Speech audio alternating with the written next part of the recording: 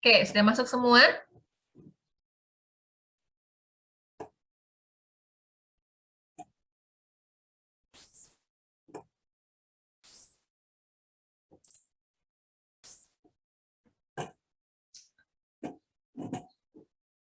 Saya lanjutkan ya sambil nanti teman-teman kalian masuk. Nanti tugas pembimbing dan lain-lain silakan dibaca sendiri ya. Oke, proposal sekarang seminar proposal. Proposal dapat diajukan ke seminar pembahasan setelah disetujui oleh kedua dosen pembimbing. Nah, khusus untuk ini saya buat ketika konteksnya adalah dosen pembimbingnya masih 2 ya. Sejak angkatan 2018 atau sejak angkatannya Bang Heru, itu pembimbing skripsinya itu 1 orang. Nah, ini masih 2 orang, ini masih lama ya, karena tahun 2019. Maka kalau sudah disetujui oleh dosen pembimbing skripsinya, maka boleh diajukan ke seminar proposal. Ini seminar proposal yang sebenarnya ya, bukan di mata kuliah saya ya. Oke, penilai seminar terdiri atas 2 orang dosen dari dosen pembimbing dan 1 orang penilai lainnya. Jadi nanti ketika seminar proposal, kalian posisinya adalah seperti diadili gitu ya, namanya juga sidang, namanya juga ujian. Nanti pengujinya adalah pengujinya adalah pembimbing, kemudian ketua program studi dan 1 penguji. Pembimbing itu tugasnya untuk membantumu bertahan dari dalam tanda kutip dari serangan penguji. Nanti pengujinya akan banyak bertanya. Tujuannya sih bukan untuk menjatuhkan ya, tetapi untuk bagaimana kamu mempertahankan proposalmu, bagaimana kamu argue ya, bagaimana kamu berpendapat tentang proposalmu itu. Oke. Oke, ya, nggak apa-apa, salah. Kemudian, dalam ujian, mahasiswa diwajibkan mempresentasikan proposalnya sesuai jadwal yang telah ditentukan oleh ketua program studi. Nanti setelah daftar seminar, nanti jadwalnya keluar, nah, terus seminar proposal. Nah, kalau seminar proposal itu boleh dihadiri oleh mahasiswa lain, ya, sifatnya terbuka. Tetapi kalau ujian skripsi itu tertutup, ya, hanya Anda dan penguji-penguji lainnya, dosen-dosen lainnya yang hanya akan di ruangan itu. Tapi kalau sempro itu boleh dihadiri oleh mahasiswa. Ya, seperti yang saya katakan, keputusan untuk seminar proposal bukan lulus tidak lulus, tapi layak atau tidak layak proposalnya dilanjutkan dalam penelitian. Nanti kalian ini sendiri ya, baca sendiri. Saya hanya akan sampai ke sini dulu. Format proposal, ini format umum. Semua perguruan tinggi, hampir semua perguruan tinggi itu menggunakan format seperti ini. Ya, naskah proposal terdiri atas bagian awal, bagian utama, dan bagian akhir. Naskah proposal ditulis dengan huruf Times New Roman, ya, Times New Roman, ukuran 12, spasinya 1,5 ya. 1,5 itu coba nanti juga sambil dicek di line spacingnya, before and after-nya 0 pt, ya, line spacingnya 1,5. Oke, ini yang saya hafal ketika line spacingnya sudah 1,5, ini sudah 1,5 Miss. Tapi before and after PT-nya tidak 0 dan 0 ya, harus dicek lagi. Kemudian di kertas HVS ya, bukan kertas kuarto ya, bukan juga kertas folio tapi HVS A4 yang 70 gram. Ada juga universitas yang mengharuskan 80 gram, itu kertasnya tebel ya, itu mahal. Maka 70 gram saja untuk kalian untuk di STKIP. Kemudian bagian awal mencakup sampul depan cover, ya, lembar judul, lembar pengesahan, kata pengantar, daftar isi, daftar tabel, daftar gambar, dan daftar lampiran. Kalau ada tabel dan gambar harus ada daftar itunya, apa? Daftar gambar dan daftar tabel. Sampul depan memuat judul proposal dengan lambang STKIP Pamaneta Lino, nama mahasiswa, nama program studi, serta tahun penilaian proposal dengan ketentuan sebagai berikut. Judul proposal harus memenuhi kriteria singkat, jelas, dan menunjukkan masalah yang diteliti, serta tidak membuka peluang penafsiran yang beragam. Di atas judul ditulis kata proposal. Maka supaya menghindari ini, konsultasi dengan dosen pembimbing skripsi itu perlu sekali. Lambang STKIP dengan diameter 6 cm. Nama mahasiswa harus tulis lengkap, berikut dengan nomor induk mahasiswa di bawahnya.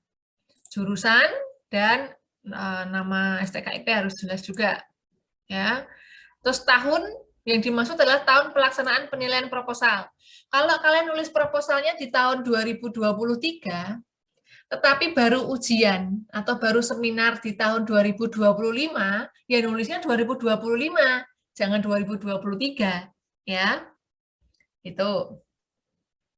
Kemudian sampul depan proposal harus terbuat dari kertas buffalo. Oh, ini untuk penjilitannya ya. Nanti kan setelah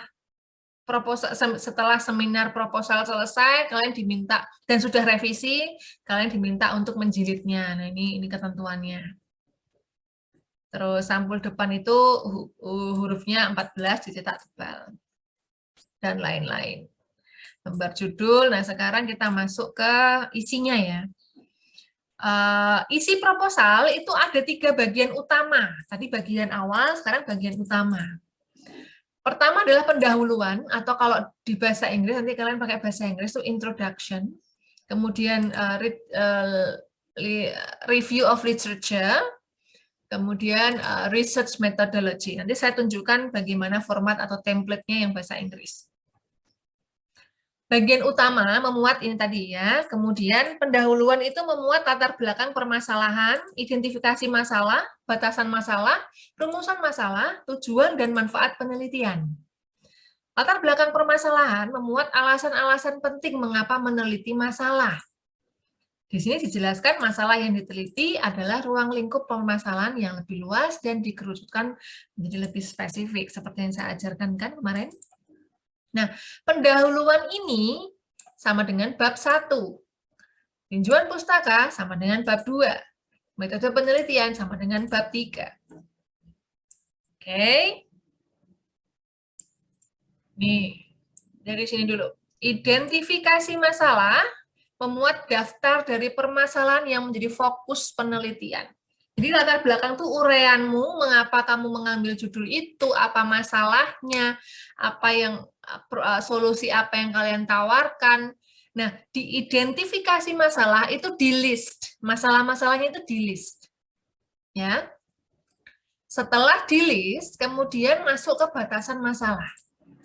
Kalian harus membatasi ruang lingkup penelitianmu tuh mau sampai mana saja. Ya, kalau tadi misalnya si Cornelis motivasi belajar apa ini? Belajar bahasa Inggris yang apa ini? Yang seluruhnya atau hanya hanya dibatasi pada pembelajaran bahasa Inggris untuk materi speaking misalnya.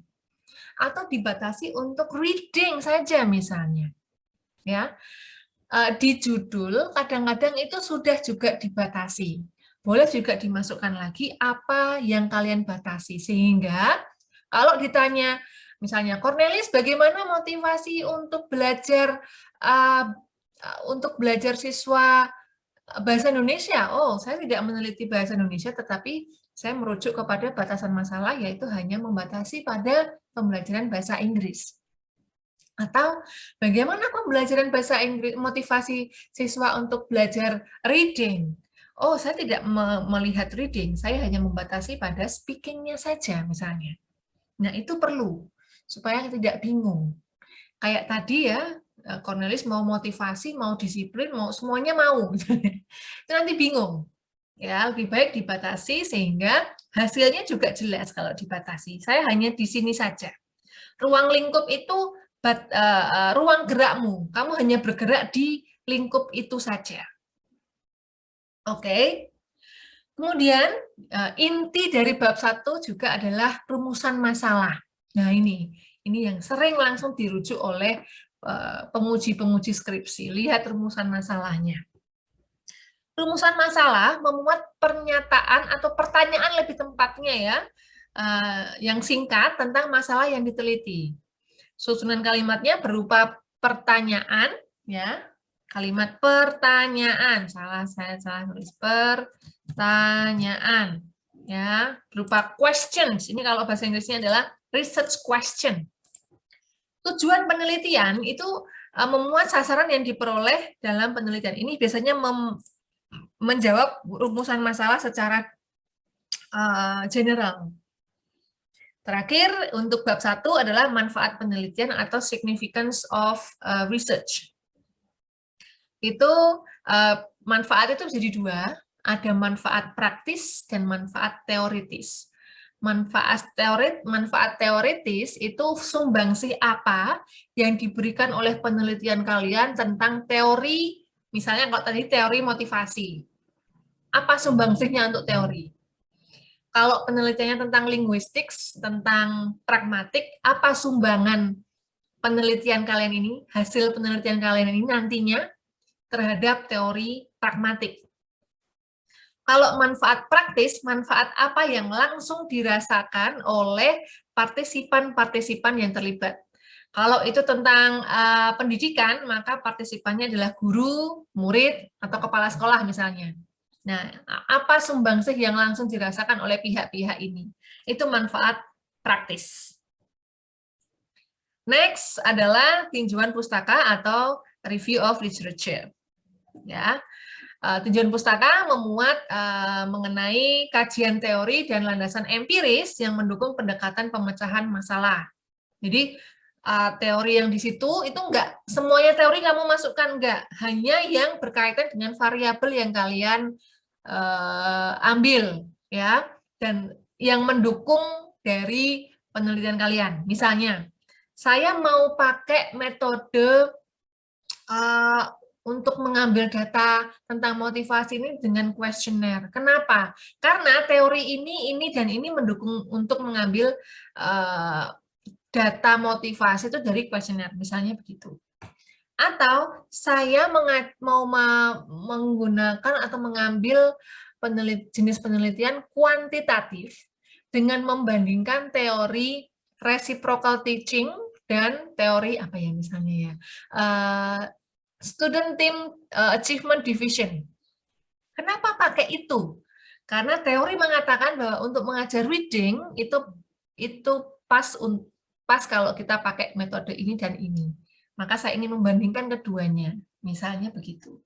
Jadi teori itu enggak semuanya ya. Misalnya mengajar bahasa Inggris enggak, hanya yang berkaitan dengan variabel saja. Ya, enggak semua kalian masukkan. Dan hati-hati dengan plagiarisme, ya. Hati-hati dengan pengutipan. Metode penelitian memuat tempat, waktu, jenis penelitian, subjek, populasi, serta sampel penelitian, teknik pengambilan sampel, metode pengumpulan data, uji instrumen penelitian, dan teknik analisis data. Ini semuanya ada di metode penelitian atau di bab 3. Akhirnya itu adalah daftar pustaka dengan yang disusun dengan style APA, ya. Kemudian lampiran-lampiran jika ada. Biasanya lampiran ini untuk proposal itu biasanya data awal, dokumentasi itu tidak harus foto ya. Tidak semua dokumentasi itu foto. Dokumentasi itu bisa berupa misalnya kurikulum, silabusnya kalau yang education. Bisa juga data awalnya, ya, bisa juga transkrip percakapan, bisa juga instrumen ya untuk lampirannya. Instrumennya mau pakai apa disiapkan dulu di seminar proposal. Oke. Nanti kalian baca sendiri. Saya mau menunjukkan apa namanya? What is it? Wait, mana tadi sudah saya buka padahal. Template. Ya, template. Saya buka Google Drive saya dulu ya. Template untuk skripsi, proposal, ya skripsi untuk bayang bahasa Inggris. Oke. Sambil saya mencari file saya, ada yang mau tanyakan dulu?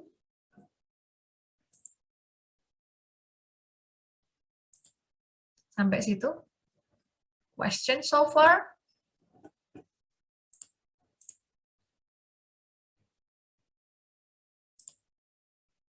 Belum ya? Belum atau enggak? Enggak tahu.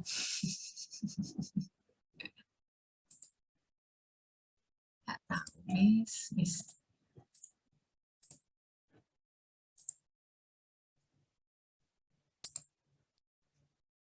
Oke. Mana tadi ya? Saya sudah buka kok tidak ada lagi.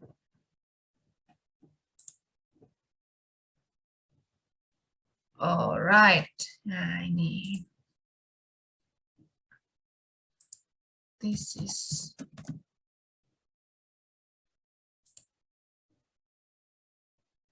okay. This is the templates. Oh, rupanya saya belum share screen. Lewat heboh. Oke, saya share screen lagi ya kalau tidak ada pertanyaan. Oke. Oke, oh, unmute. Oke, sebentar. Oke. Silakan.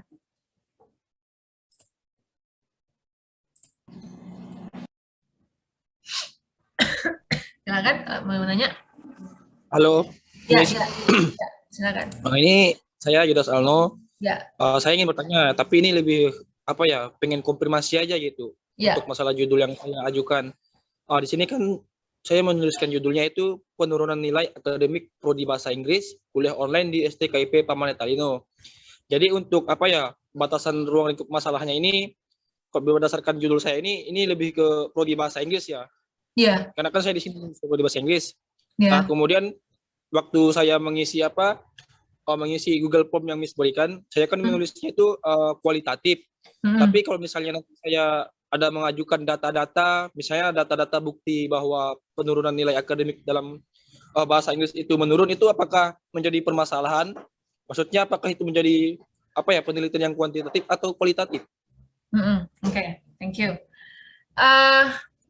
Saya komen untuk penurunan nilai dulu ya. Penurunan nilainya itu kan mau spesifik ke mata kuliah apa gitu, atau semua mata kuliah atau semua mahasiswa. Ini semua ya rencana apa ya, plan awal saya itu sih lebih ke ini apa, semua mahasiswa. Semua Yaitu apa ya, mahasiswa kayak PBI. Ya, PBI. Oke. Terutama kemudian itu sifatnya komparatif gitu, apa, perbandingan. Kan pada tahun, tapi untuk angkatan 2018 dengan 2019. Nah, berarti itu kan spesifik.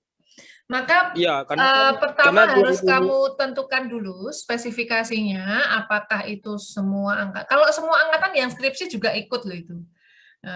Iya, berarti angkatan 2018 dan 2019 saja. Nah, itu. Apakah kuali atau kuanti, tergantung Alno mau melihatnya dari mana. Kalau kamu mau membahas angkanya terus, misalnya dari angka segini jadi ke segini ya itu nanti kuanti. Tetapi kalau misalnya nanti ada pertanyaan tentang ada faktor apa yang mempengaruhi menurunnya, nah itu nanti ke kualitatif. Karena nanti kan peneliti kalau menjawab apa faktor yang menyebabkan penurunan itu kan ada wawancara atau kuesioner, maka itu kualitatif. Gitu. Nah, itu yang saya bingungkan tadi, karena kan saya bakal masukkan data-data juga kan sebagai pembuktian bahwa misalnya memang terjadi penurunan nilai akademik itu untuk angkatan 2018 itu. Kalau saran kemudian saya begini, apakah sebelum saya sarankan ya, apakah Alno nanti akan menguak atau mencari tahu apa faktor penyebabnya atau hanya membandingkan nilainya saja? Saya juga akan menguak apa ini penyebabnya terjadinya penurunan. Oke. Kalau jadi begitu, bukan hanya sekedar apa ya, angka-angka saja gitu. Iya, kalau begitu berarti Alno bisa memfokuskan pada faktor penyebabnya. Faktor penyebab atau factors causing decreasing of students achievement, students English students achievement ya, tahun berapa, dan data-data angkanya itu hanya sebagai data sekunder, gitu. Data primermu tetap usahamu untuk mencari faktor-faktor tadi dari wawancara, dari kuesioner, dari wawancara, baik itu dosen maupun mahasiswanya. Nah, itu akan menarik. Dari sisi dosennya dicari tahu kenapa, dari studentsnya of course ya, karena apa namanya, fokusnya memang ke studentsnya, maka data-data nilainya itu sebagai supporting. Oh, ini loh, datanya menunjukkan bahwa nilainya seperti ini. Tapi fokusmu tetap ke bagaimana apakah faktor penyebabnya, itu faktor internal, faktor eksternal, apa yang menyebabkan sehingga nilainya menurun pada saat pembelajaran online. Nah, akan lebih baik lagi ketika nanti data-data yang disajikan itu dibandingkan yang sebelum, yang pre-pandemi dengan yang saat pandemi, itu dibandingkan. Gitu. Kalau bandingkan kan ada yang sebelumnya kan berarti gitu, ada yang sebelumnya. Kalau ketika offline itu gimana? Kalau offline bagaimana? Nah, dari data inilah saya sebagai peneliti ingin mencari tahu apa penyebabnya, gitu. Jadi bisa ke kuali kalau kamu fokusnya ke faktor penyebabnya. Tuh, do I answer your question? Oke, terima kasih. Aku sama nanya lagi, Bu. Oke, silakan. Ini Bu, saya kan pernah nih baca buku tentang pedoman nih kualitatif dengan kuantitatif. Yes. Dan saya pernah baca tuh kata kalau nggak salah katanya ada baiknya jika judul skripsi itu memiliki 3 variabel. Jadi saya bingung mau gimana gitu kan. Maksudnya apa, Bu? Tergantung ya. Itu kalau saya sih menilainya yang penting apa namanya, judulmu itu berdasarkan benar-benar masalah yang ada di society, jadi fenomena di society, kemudian judulnya itu ada kebaharuan, ada nilai kebaharuannya, itu yang saya katakan. Kalau buku itu sebenarnya tulisan orang yang subjektif sebenarnya ya. Ada baiknya 3 variabel, 2 variabel. Ya minimal sih memang 2 variabel. Tapi kalau Anda mampu 3 variabel, ya 3 variabel it's okay. Tapi kalau tidak mampu 3 variabel, ya Anda sendiri yang akan melakukan penelitian gitu loh. Ya. Kalau dosen pembimbing itu hanya akan menanyakan Anda mampu dengan 3 variabel ini. Karena nanti akan Anda jawab di bab 4. Kalau hanya 2 variabel, Anda akan menjawab 2 variabel saja. Kalau 3 kan nambah 1 variabel lagi yang Anda bisa jawab. Gitu. Jadi tidak ada standar baku bahwa harus 2 variabel, harus 3 variabel, atau 4 atau 5. Ya. Nanti kalau mau yang lebih sulit lagi, nanti ambil S2. Nah, itu akan nanti apa namanya, tingkatannya akan lebih tinggi. Saya kasih tahu bahwa sesuai dengan standar pendidikan nasional untuk perguruan tinggi, untuk S1 itu kalian hanya diminta untuk bisa menganalisis sesuatu. Itu saja sih. Jadi kalau kalian bisa menganalisis sesuatu, kalian lulus sarjana. Jadi nggak peduli mau variabelnya 2, mau 3, 4, 5 ya, penting bisa analisis.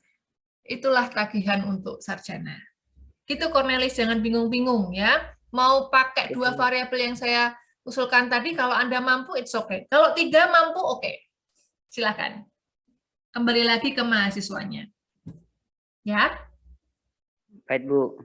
Ya.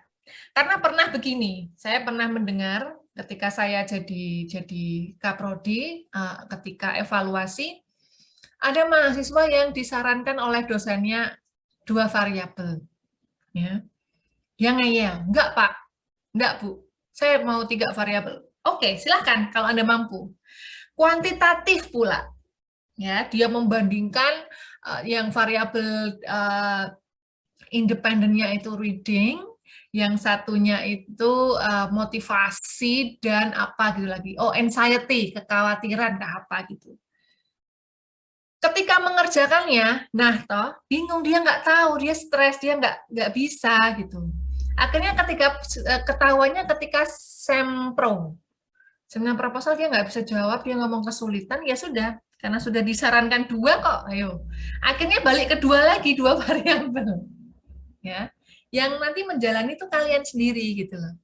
Dosen pembimbing itu hanya membimbing, namanya juga pembimbing ya, membimbing. Itu. Ada lagi, sambil saya share screen ya.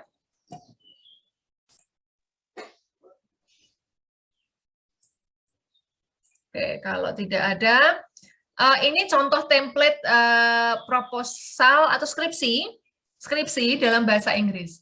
Ini sejujurnya adalah judul skripsi saya waktu S1. Jadi saya mengambil penelitian tindakan kelas atau PTK atau bahasa Inggrisnya Classroom Action Research, meningkatkan kemampuan siswa dengan menggunakan teknik information gap. Ya, jadi siswa dikelompokkan jadi 2 orang in pairs atau berpasangan. Salah satu pasangannya ini kita sudah beri clue jawaban, satunya enggak. Nah, bagaimana mereka harus berkomunikasi ya, bertukar informasi karena yang satu kekurangan informasi, yang satunya kekurangan informasi. Nah, mau nggak mau itu akan membuat mereka saling berkomunikasi dalam bahasa Inggris. Itu maksud dari tujuannya. Tapi kita nggak membahas judul itu, tetapi template-nya ya. Ini judulnya seperti ini judul. Kemudian kalau ini proposal ya a proposal gitu ya. Ini kan karena skripsi maka tesis. A proposal. Kemudian ada tulisan submitted as a partial fulfillment of the requirements of the attainment of bachelor degree in English language education. Dikumpulkan sebagai bagian dari persyaratan untuk meraih gelar sarjana pendidikan bahasa Inggris. Namanya mahasiswa, kemudian student number, kemudian nama prodinya, dan nama kampusnya. Tahunnya ini adalah tahun ketika dia dinilai proposalnya. Ini yang versi lengkapnya ya. Kemudian ada approval of consultant, ini harusnya semuanya Oke, nanti ya. Nanti saya betulkan. Ini approval of consultants. Ini lembar pengesahan pembimbing, ya harus ada buktinya. Terus ada ini pengesahan kalau sudah seminar atau skripsi ya. Terus ini adalah pernyataan keaslian karya, tidak jiplakan, bukan berupa jiplakan atau plagiat. Karena sesuai dengan undang-undang yang ada, Permendiknas nomor 17 tahun 2010, kenapa harus ada lembaran itu? Karena plagiat adalah merupakan kejahatan kriminal dalam akademik. You cannot only just copy and paste untuk semuanya ya, untuk semua karya ilmiah pada bidang akademik di perguruan tinggi. Ini ada undang-undangnya, ada sanksinya bagi pelanggar plagiarisme. Maka tidak heran ketika dosen yang sudah bergelar profesor atau sudah menjabat rektor misalnya ya, kalau ketahuan skripsi, tesis, dan disertasinya itu plagiat, nggak segan-segan langsung dicopot dari jabatannya, karena itu memalukan. Ya, itu adalah kejahatan yang tidak bisa dimaafkan kalau di akademik ya. Ini plagiat segala macam. Sanksinya ada lagi. Kalau mahasiswa apa sanksinya ini? Teguran, peringatan tertulis, penundaan pemberian sebagian hak mahasiswa, pembatalan nilai 1 atau beberapa mata kuliah yang diperoleh mahasiswa, pemberhentian dengan hormat dari status sebagai mahasiswa, pemberhentian dengan tidak hormat dari status mahasiswa. Ini tergantung keparahannya ya. Kalau tingkat plagiatnya itu 100%, ya sudah dengan tidak hormat. gitu. Kalau sudah terlanjur disidangkan, kemudian baru ketahuan plagiat, ya ijazahnya tidak bisa diambil atau dibatalkan. Itu latar belakang kenapa harus ada ini pronouncement ini. Oke, lanjut ya. Kemudian abstrak ini kalau sudah selesai ya, abstrak itu kalau sudah selesai, terus ada kata-kata mutiara moto dari penulis, ini jangan lebay ya. Kalau pesan saya, ingat pesan saya di moto jangan lebay. Semua kalian tuliskan ya. Hanya satu saja atau dua yang paling membuat kalian termotivasi untuk nulis untuk sekolah gitu ya. Tuh. Boleh. Terus dedication-nya ini juga acknowledgement-nya ini jangan kayak salam-salam radio ya. Pacar segala macam disalamin nggak usah ya. Pacar tuh belum tentu nanti jadi kok. Ya, nanti malu nanti. Ya. Yang umum-umum saja. Kemudian karena saya pernah tuh mengkritik semua teman-teman kosnya ditulisin, tetapi kaprodinya nggak ditulis, ya kan lucu. Yang tidak punya significance terhadap terhadap datamu, terhadap skripsimu tidak kalian tulis. Next is isinya ya, kita lihat isinya lagi. Ini nanti saya bagikan, don't worry. Kemudian ini tesis template-nya. Tadi yang bagian awal ya, ini yang bagian isinya. Bagian awalnya jadi banyak, Miss. Sorry, ini sinyalnya. Terus ini isinya background of the study ya. Chapter 1 itu introduction. Nah, tadi pendahuluan. Kalau bahasa Inggrisnya introduction. Kemudian bagian A, background of the study. Kemudian habis background of the study, problem identification, oke. Problem limitation, kalau batasan masalah, oke. Sebentar, ini sinyalnya masih nggak ngerti kemana ya. Mungkin masih ke Serimbu. Oke, saya pakai manual saja. Kemudian problem formulation atau rumusan masalah. Kemudian tujuannya, kemudian benefits. Kemudian chapter 2 isinya review-review dari teori-teori yang ada. Kemudian rasional tuh kerangka pikir. Hipotesis, oke, untuk yang kuantitatif. Kalau yang kualitatif tidak perlu pakai hipotesis. Bab 3, research method. Kemudian place and time of the study. Ya. Research methodnya ini isinya penelitianmu kualitatif atau kuantitatif, terus riset desainnya itu case study, atau phenomenology, atau live experience, atau kalau kuantitatif ya apa comparative study, atau kualitatif, komparatif atau korelatif gitu ya, berserta dengan teori-teori yang mendukungnya. Boleh masuk teori juga oke di sini. Subjeknya siapa yang diteliti? Teknik untuk mengumpulkan datanya pakai apa, teknik menganalisis datanya pakai apa. Selesai, ini chapter 4, itu hasil studinya, ini saya spill sebentar. Ini bab 4-nya, finding, itu temuan, discussion, pembahasan. Ya. Jadi finding-nya itu data-datanya apa disajikan, di display, kemudian discussion-nya itu dari hasilnya itu apakah sesuai dengan teori yang sudah dikemukakan oleh ahli sebelumnya, misalnya. Bab 5 adalah kesimpulan, implikasi, dan saran dari peneliti untuk peneliti lain, misalnya. So, skripsi hanya sampai 5 bab. Hanya sampai 5 bab. Hanya, Miss. Nah, ini contoh. Ini contoh skripsi. Kebetulan saya juga sedang membimbing saudara saya yang juga ngambil bahasa Inggris ya. Ini judulnya, dia kuliahnya di Universitas Islam Negeri Raden Said. Terus, nah ini bab 1-nya. Nah, nanti kita akan belajar ini. Bab 1 tadi terdiri dari background of the study ya. Terus identification of the problem, limitation of the problem, pembatasan masalah, formulation of the problem, objektif, ya, tujuan, kemudian benefits. Nah, sekarang kita masuk ke background. Oke. Waktunya 3 menit, nanti kalau stop masuk lagi ya. Oke, saya mulai dari sini. Atau mungkin sebelum itu ada yang mau tanyakan soal template? Mungkin tadi saya terlalu cepat, silakan ditanyakan dulu. Kalau tidak saya lanjut. Belum ada, Mem. Ya, silakan. Please. Sinyal ya.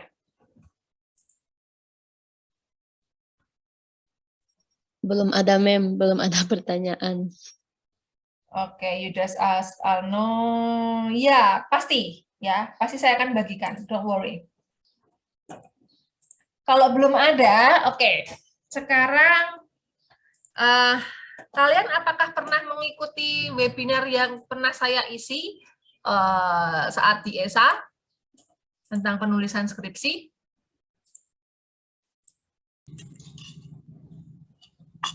Mandiri ke kampus kan ikut. Kalau belum, saya ulang ya untuk menulis untuk bagaimana menulis skripsi. Selalulah memakai framework piramida terbalik. Ya, piramida ini bukan piramida sih, ini cerobong ya. Saya nggak bisa menemukan piramida. Piramida terbalik itu adalah luas ukurannya di atas, tapi dia langsung mengerucut. Ya, nah mulailah dengan pengantar tentang variabel yang diteliti. Misalnya tentang skripsi atau proposalnya tentang pendidikan bahasa Inggris, jangan Anda mulai dengan pengantar dengan English is an international language bla bla bla, terlalu luas ya. Kalau pergi jangan jauh-jauh, yang dekat-dekat saja ya. Hindari kalimat kata-kata yang wordy atau terlalu banyak kata-kata atau terlalu jauh dari judulnya ya. Kalau misalnya mau ngomong tentang pengaruh inovasi teknologi terhadap pendidikan misalnya ya, yang ngomongin langsung aja tentang teknologi give big impact to teaching media gitu misalnya ya, nggak usah English is international language terus mau ngomong apa nanti akan bingung sendiri ya. Kayak tadi misalnya kita balik lagi ya, kita bolak-balik kita langsung ke sini ya. Nih judulnya adalah Reciprocal Teaching Strategy to Teach Reading Skill. A descriptive qualitative study to English teacher of the 10th grade of SMA Muhammadiyah 3 Gemolong. Si Anissa ini ingin melihat atau mendeskripsikan secara kualitatif tadi bagaimana guru itu mengimplementasikan reciprocal teaching untuk ngajar reading. Ya, maka dia mulai dari in English teaching and learning process, it is essential for all teachers apply suitable strategies to achieve learning goals. Langsung kepada strategi pembelajaran yang dilakukan oleh guru. Nggak usah English is international language used by many people, terlalu jauh. Ya, langsung saja ke misalnya di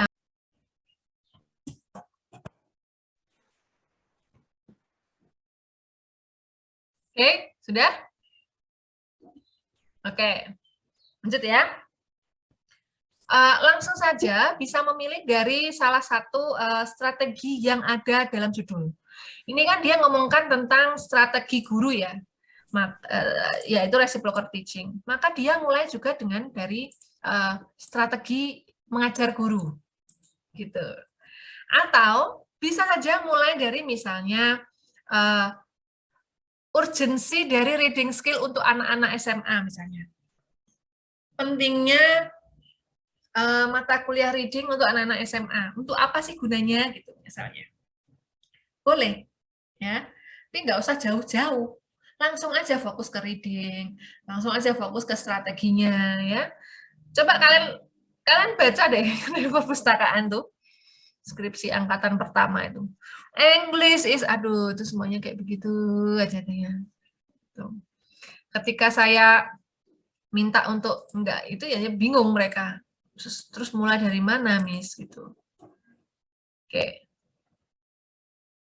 Kemudian, jadi di di background of the study, khususnya di bab 1, di paragraf pertama, tulislah pendahuluan, ya, pengantarnya dulu, yang tidak terlalu jauh dari judul.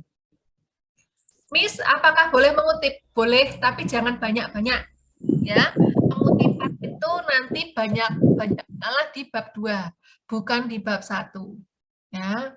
Ini menurut saya masih banyak karena saya belum mereview punya si Anissa. Tetapi flow-nya oke. Acceptable for me. Gitu.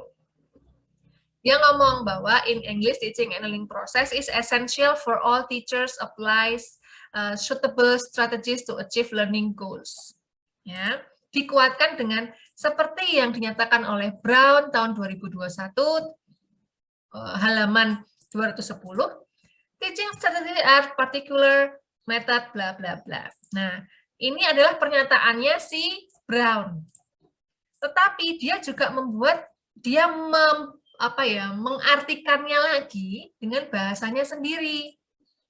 It means that teaching strategy is a helpful tool for teacher to achieve the learning objective. Ini dia artikan sendiri, dia interpretasi sendiri. Yang tidak jauh-jauh dari katanya Brown.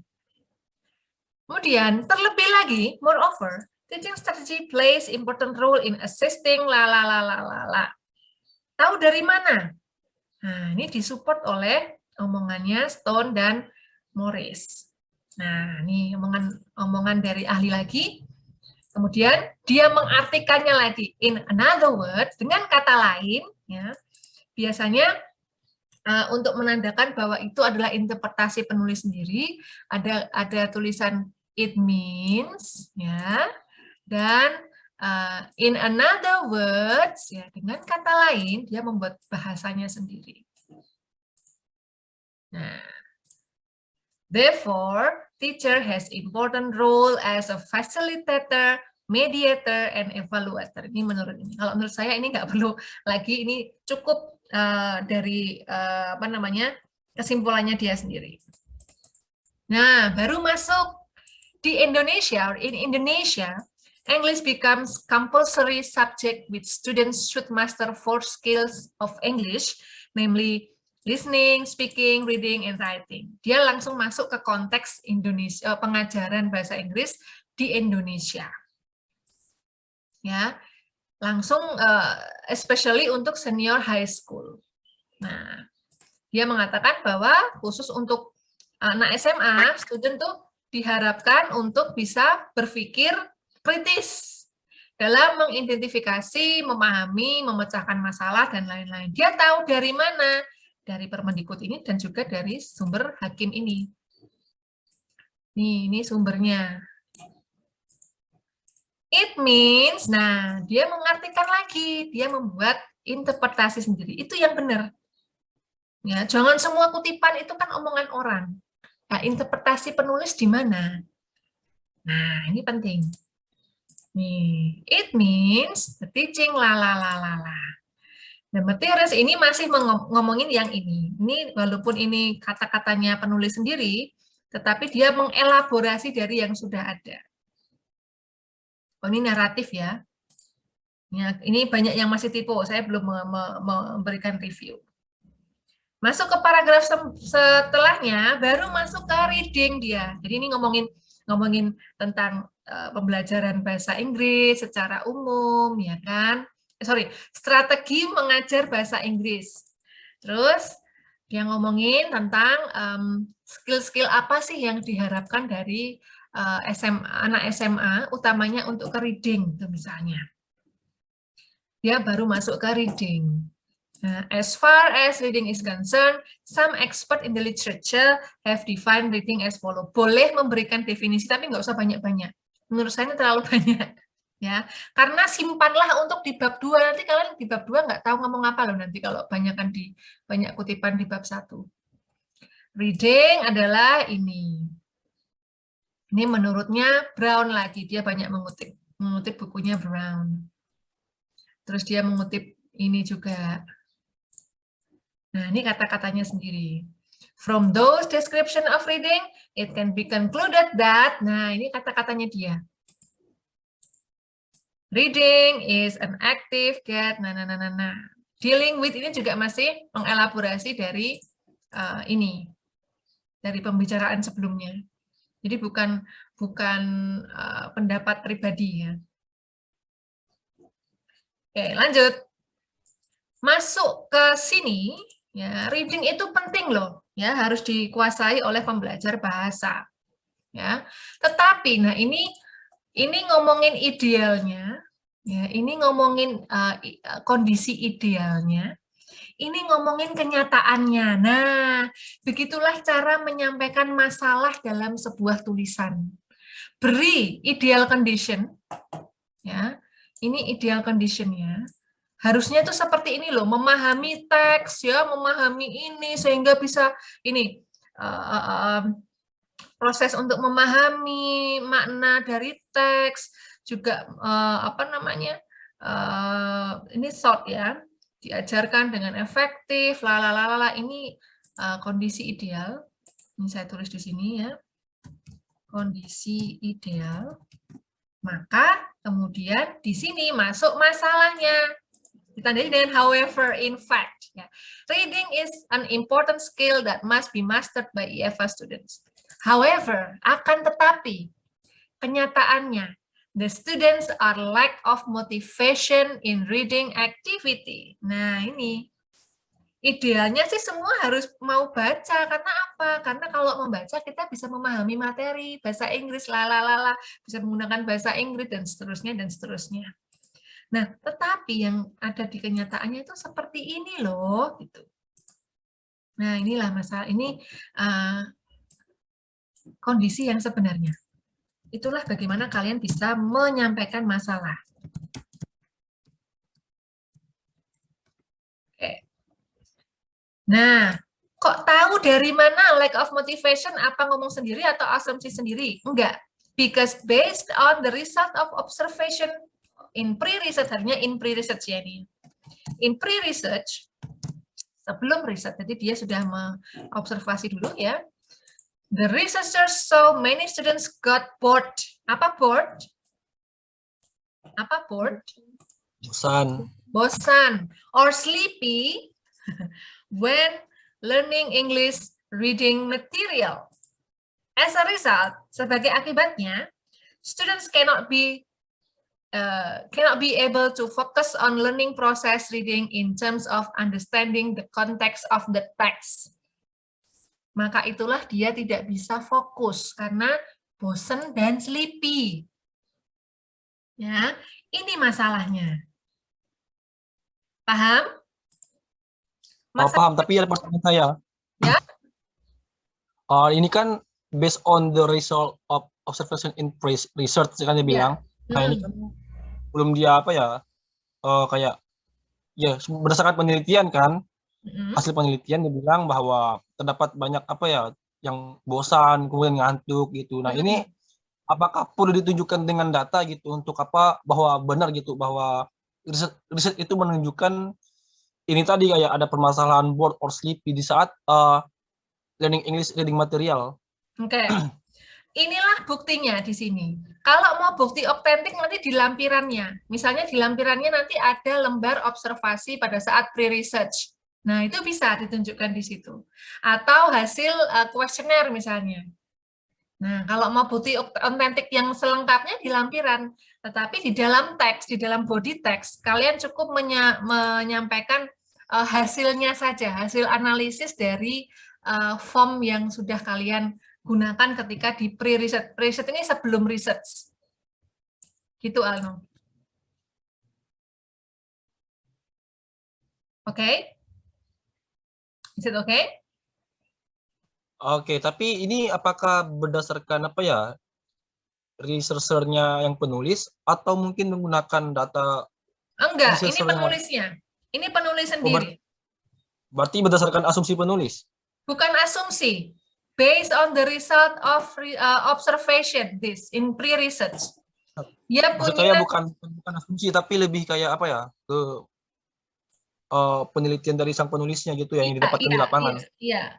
Karena asumsi dan hasil data berbeda ya. Kalau asumsi itu subjektif. Tapi kalau ini dia jadi sebelum ketika dia membuat proposal, dia sudah ke sekolahnya, ke kelasnya, kemudian melihat bagaimana siswa ketika diajar oleh gurunya sebelum pakai reciprocal teaching. Dia menggunakan lembar observasi yang sudah dia susun sebelumnya, dia amati, dia centang-centang, oh ya banyak yang seperti itu. Ditambahkan lagi dia juga mewawancarai siswa. Jadi sudah diamati, kemudian pas istirahat ditanya, Dek tadi kamu gimana ketika diajar bahasa Inggris, lalala, ditanya semua hal, kemudian dinanya, kemudian dijawab oleh siswanya, bosan, ngantuk lah.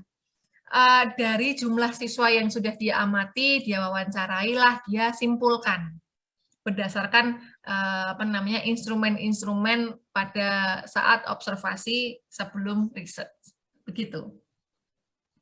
Nah, kemudian untuk apa ya? Saya lupa tadi, untuk melampirkan data yang berupa kuesioner tadi, itu letaknya di mana, Miss?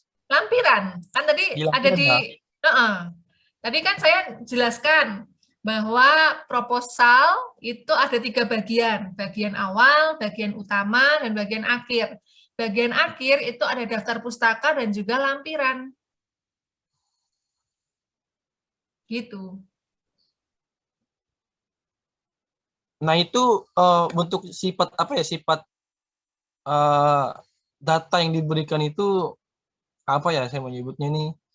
Apakah misalnya nih berupa apa ya, kayak ini kan ada kuesionernya, kemudian ada hasilnya, terus difotokan, terus apa gitu dimasukkan di itunya atau gimana mungkin? Oh, itu cara menganalisis datanya. Itu kan sudah saya jelaskan pada pertemuan sebelumnya bahwa untuk menganalisis data kualitatif itu kita mensortir dulu, ada data reduction. Kemudian data reduction, data display. Setelah direduksi mana yang data apa yang mau ditampilkan di dalam body proposalnya, kemudian data ditampilkan, data display. Habis data display, kemudian disimpulkan. Menyimpulkannya itu ibaratnya begini, ada dapur kotor, ada dapur bersih. Dapur bersihnya itu adalah proposalnya. Dapur kotornya adalah ketika kamu memproses untuk data-data yang sudah kamu ambil, berdasarkan hasil observasi dan wawancara atau kuesioner atau apapun yang didapatkan sebelum research. Jadi yang tertampil di sini, di dalam body bab 1, adalah sudah hasil analisis dari instrumen-instrumen yang dipakai oleh peneliti. Oh, oke. Berarti enggak mentah-mentah kita berikan datanya gitu, tapi kita analisis dulu gitu ya. Iya, di situ sifatnya lebih ke kualitatif gitu. Ya. Oke. Oke. Terima kasih. Ya, sama-sama. Sebenarnya untuk nanti saya jelaskan ya. Sebenarnya kalau tipe-tipe penelitian macam ini yang dilakukan oleh Anissa ini kebanyakan sih kuanti ya. Dia kuantitatif, biasanya dia bisa penelitian tindakan kelas, bisa komparatif, bisa korelasi dan lain-lain. Lebih ke PTK sih. Tetapi dia mau melihat ini dari sisi kualitatif, yaitu cuman mendeskripsikan bagaimana si gurunya, yang diamati gurunya, subjeknya gurunya, bagaimana gurunya ini mengajarkan reading menggunakan strategi reciprocal teaching. Oke, dari sini, dari kondisi yang sebenarnya, dari masalah yang ada, maka ini, regarding to the importance of readings to students, senior high school students, ini harusnya students-nya hilang karena sudah SHS terus sudah students-nya. The English teacher of SMA sekian Gemolong propose best strategy in order to help the students cope with some problems. Ya, ini paragraf ini murni hasil apa namanya, bisa hasil pengamatannya, juga si peneliti mengungkapkan apa yang hendak dilakukannya. Apa yang hendak dilakukan peneliti.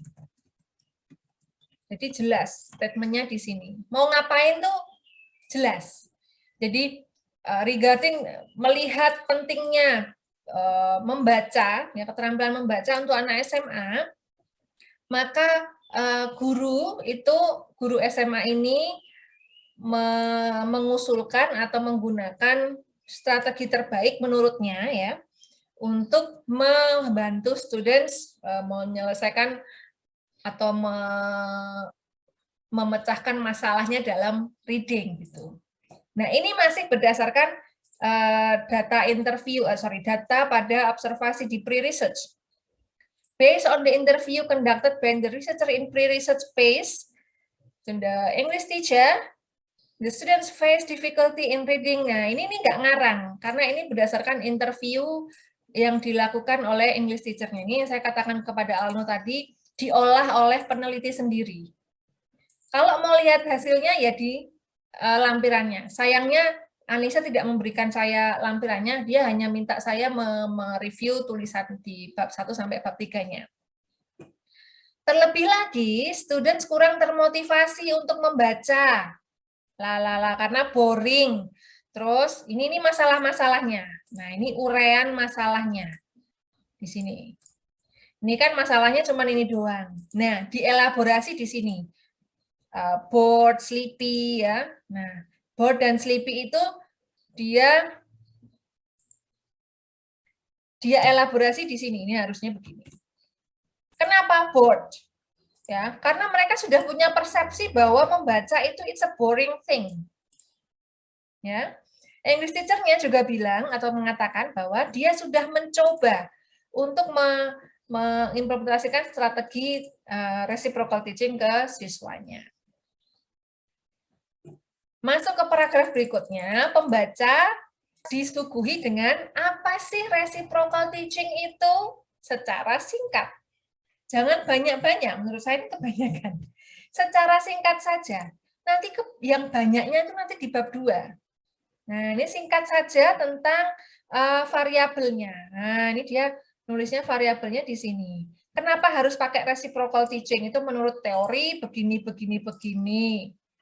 Ini dikembangkan oleh si ini untuk ngajar ini dan sebagainya. Ya. Terus mulai dia mengelaborasi, dia hubungkan antara reciprocal teaching yang digunakan gurunya, reciprocal teaching dari teori ini dan yang dia lakukan di kenyataan, yang gurunya lakukan pada saat di kelas. Dia mengatakan the way the teacher implements reciprocal teaching in the classroom become the point of interest. Nah, ini dia mengatakan dengan clear bahwa cara guru bahasa Inggris mengimplementasikan reciprocal teaching atau RT itu aja ya, mengimplementasikan RT itu menjadi poin yang menarik bagi peneliti. Kenapa? Dia elaborasi setelahnya. The success of teaching and learning depend on . Nah, ini pernyataan ketertarikan peneliti terhadap apa yang ditelitinya. Oke, maka dari itu guru mengimplementasikan strategi ini untuk mengatasi masalah pada siswa. Nah, ini belum tahu ini bagaimana implementasinya. Jangan dijawab di bab 1 ya. Dulu ada angkatan berapa ya si Dino itu? Angkatan 2 kalau nggak salah. Angkatan 1 atau angkatan 2. Dia tentang error analisis kesalahan atau error analisis siswa dalam menulis recount text.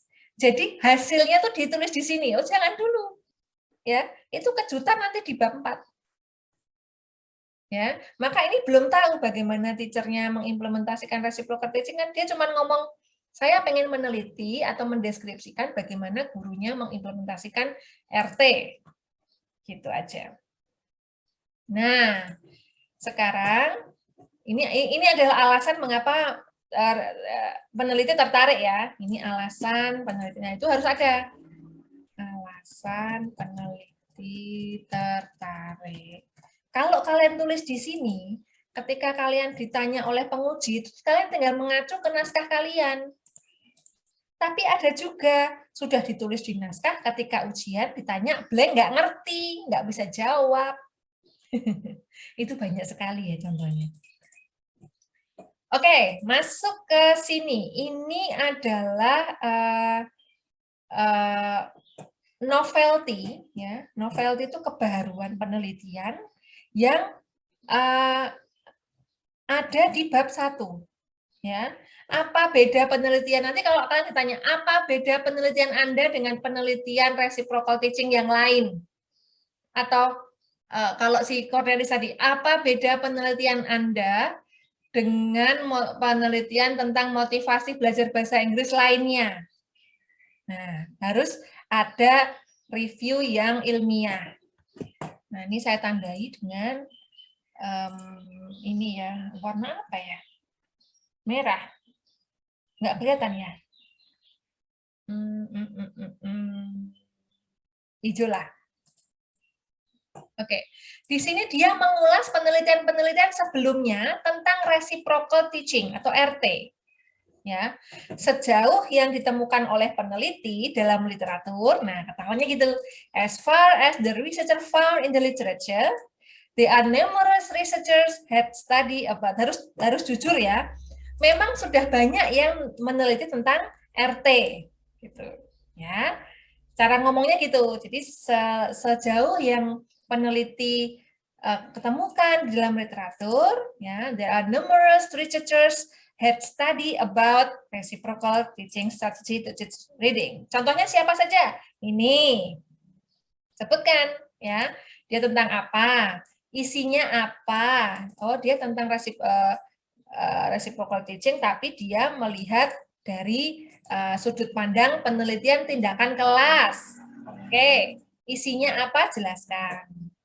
Singkat saja ya. Terus, penelitian siapa lagi? Urutkan dari tahunnya ya. Ini dari tahun berapa tadi ya? Dia, sorry. 2017 if I'm not mistaken. Oh, 18, sorry. 18. Oh, tahun 2020 ada juga penelitian dari Benny Hamdani. Tetapi dia melihat dari quasi experimental research. Nah, ini kuanti juga. Ya, kuanti juga. Oh, ini ada tes jelas kuanti ya. Oke, dia jelaskan. Nih hasilnya adalah nih hasil penelitiannya Benny ya. Oh, ada lagi. Oh, dia nggak urut. Ada Nirma Herlin 2017. Kuasi eksperimental juga. Oh, jelas kuanti. Ya. Kemudian dia ngomong di sini, based on those relevant study of reciprocal teaching in reading skill yang dilakukan oleh other researchers, it can be concluded that most of the research design are experimental and classroom action research. Experimental research aims at ini. Kemudian dia katakan, different from those previous research, berbeda dengan penelitian-penelitian sebelumnya, bahwa research ini menggunakan kualitatif deskriptif. Nah, inilah yang dinamakan novelty atau kebaharuan penelitian. Saya besarkan ya. Inilah kebaharuan penelitiannya dari penelitian ini. Karena berapa ya tadi penelitian yang relevannya? 1, dari siapa tadi? Rodley. Ya, kuanti ya kan? Hamdani 2020. Nirma 2017. Itu semuanya kuanti.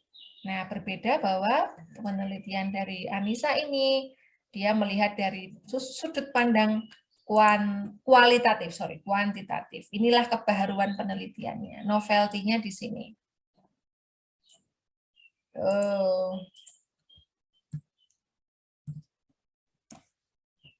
Miss, mencari novelty susah. Nanti kita pelan-pelan, ya.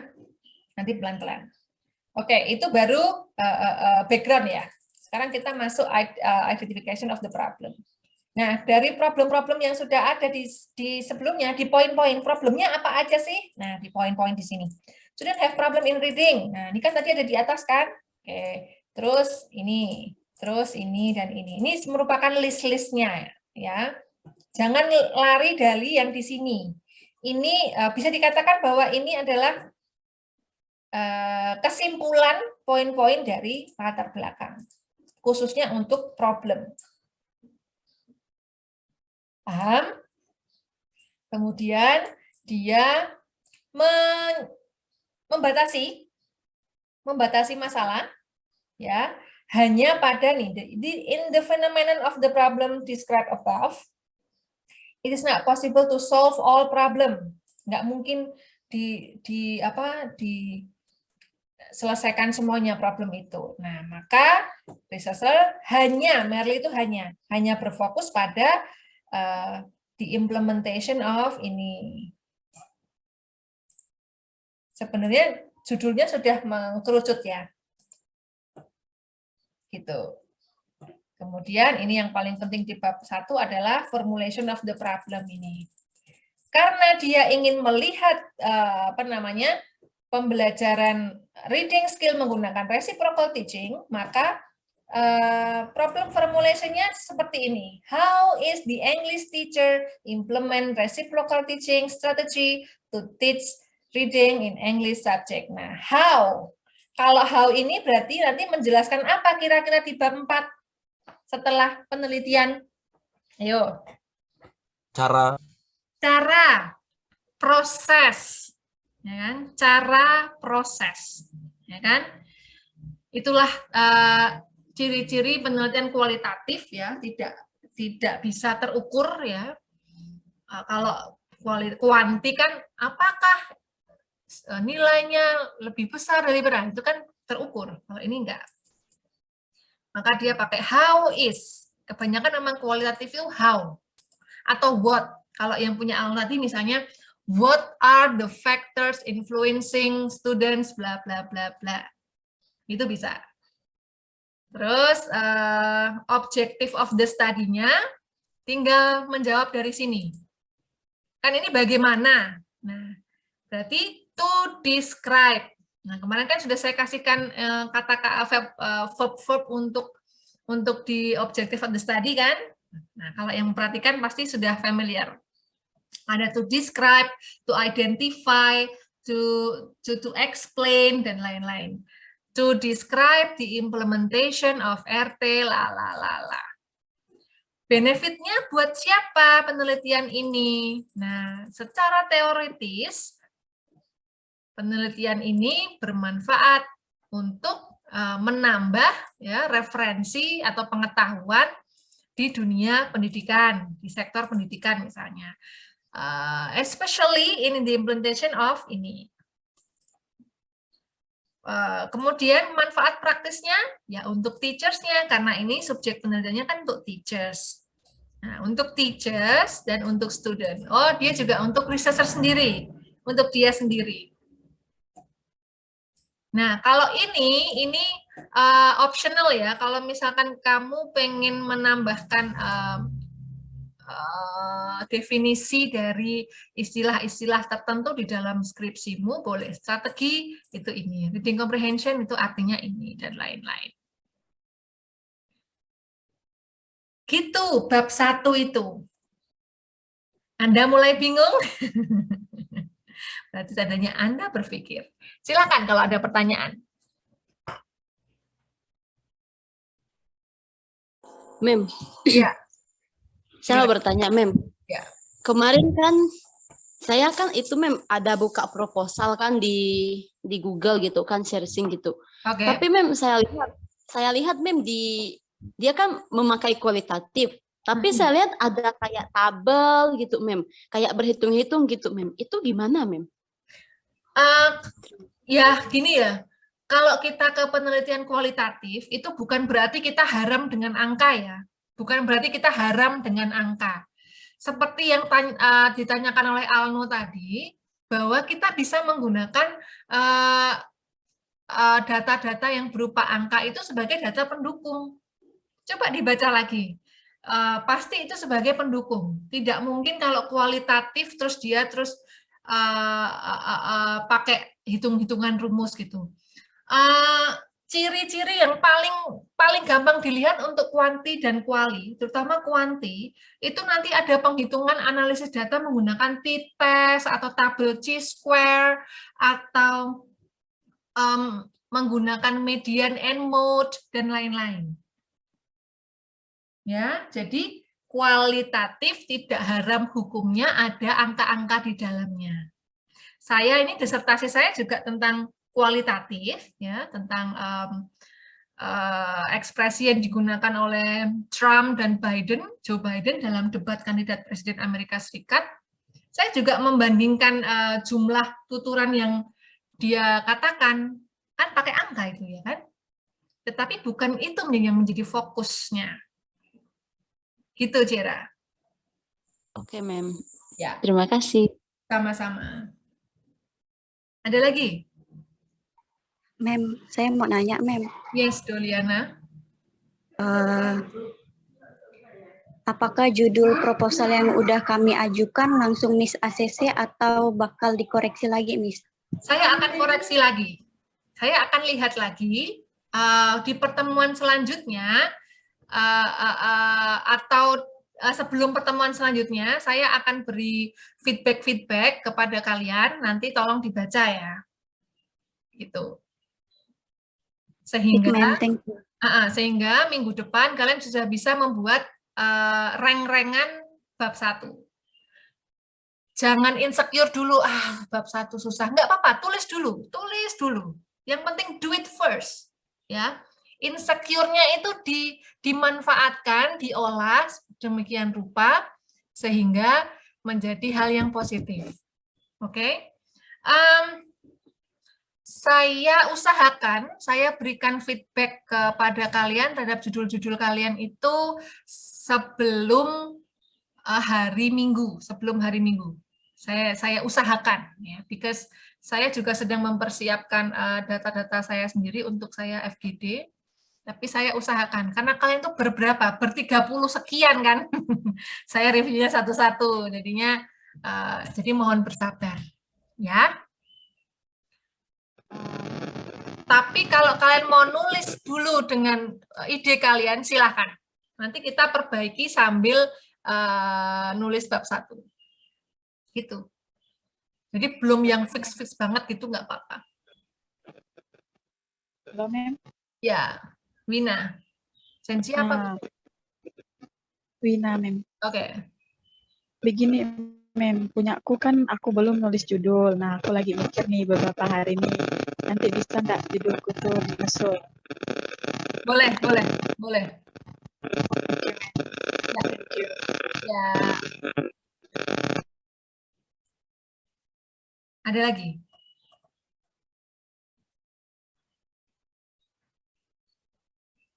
Oke, kalau tidak ada, silahkan buat dulu ya bab 1.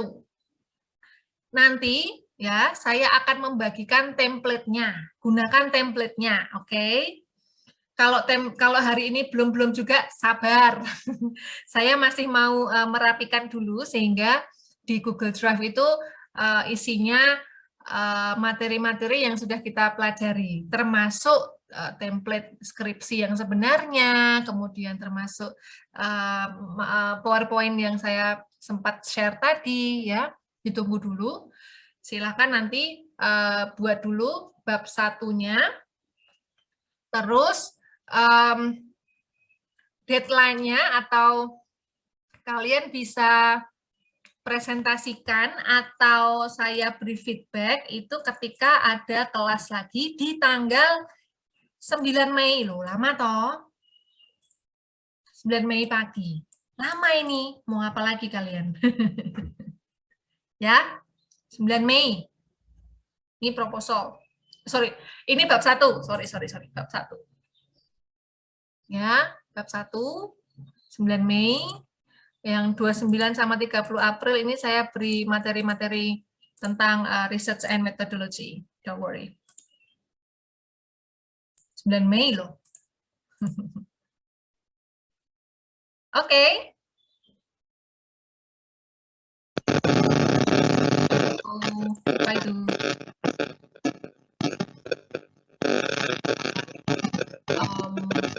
Tidak terdengar, sorry. Ya.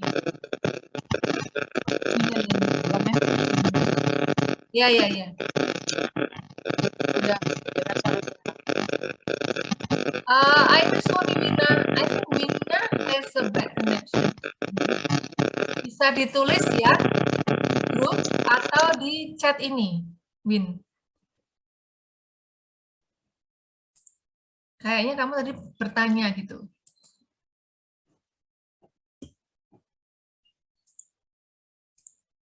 Oke.